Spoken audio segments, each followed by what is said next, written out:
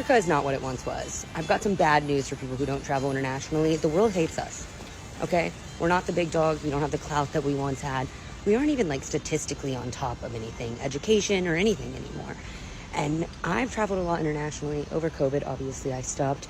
And there's always been an underlying tone that America is dangerous. But, you know, we run Hollywood, so a lot of the media that is consumed by people in other countries is still American. However, I'm on my first international trip since COVID, and it has gotten worse.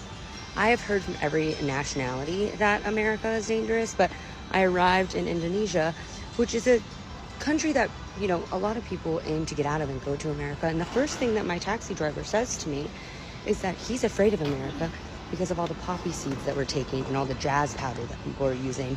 And he's convinced that people are walking around the US like zombies, because that's what's on the internet. That's what these people are seeing.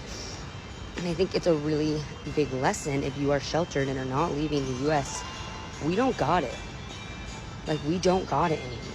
People don't want to live in America. People aren't eager to live in America. When I was in Europe, a lot of the kids said their parents wouldn't let them go to America because they were afraid they were going to get popped by the police.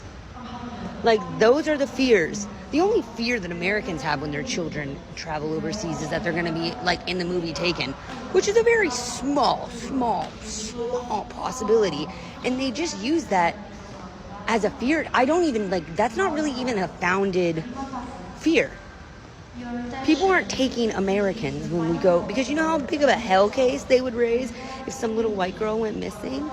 That's not what's happening.